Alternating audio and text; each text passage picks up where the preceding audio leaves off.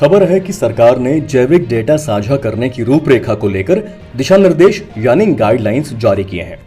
Science and technology minister Jitendra Singh ने देश में अनुसंधान समूह द्वारा तैयार की गई बायोलॉजिकल इंफॉर्मेशन और डेटा को शेयर करने की सुविधा के लिए एक वेल डिफाइंड फ्रेमवर्क और गाइडिंग प्रिंसिपल प्रोवाइड करने के बारे में कई गाइडलाइंस जारी किए हैं।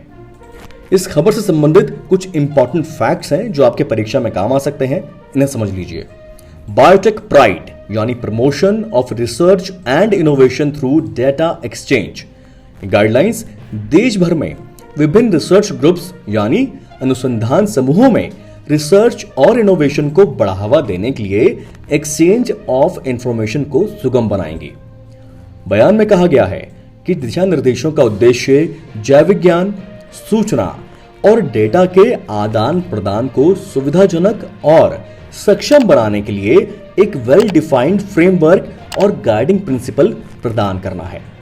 ये दिशा निर्देश जैविक डेटा के जनरेशन से संबंधित नहीं है, बल्कि देश के मौजूदा कानूनों, नियमों, विनियमों और मानदंडों के अनुसार उत्पन्न जानकारी और ज्ञान को साझा करने और आदान प्रदान करने के लिए एक मैकेनिज्म है। With data sharing benefits, maximum use, avoid duplication, maximize integration, ownership information, better decision making और equity of access सुनिश्चित करेंगे।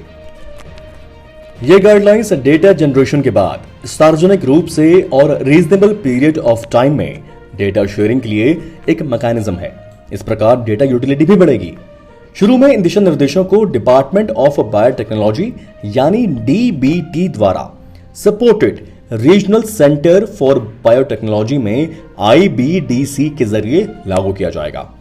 अन्य मौजूदा डेटा सेट और डेटा केंद्रों को इस IBDC से जोड़ा जाएगा, जिसे बायोग्रिड कहा जाएगा। यह बायोग्रिड जैव विज्ञान, सूचना और डेटा के लिए एक राष्ट्रीय भंडार का काम करेगा और इसके आदान प्रदान को सक्षम करने, डेटा सेट के लिए सुरक्षा मानकों और गुणवत्ता के लिए उपायों को विकसित करने और डेटा तक पहुंचने के लिए विस्तृत तौर तरीके स्थापित करने के लिए ये जिम्मेदार होगा।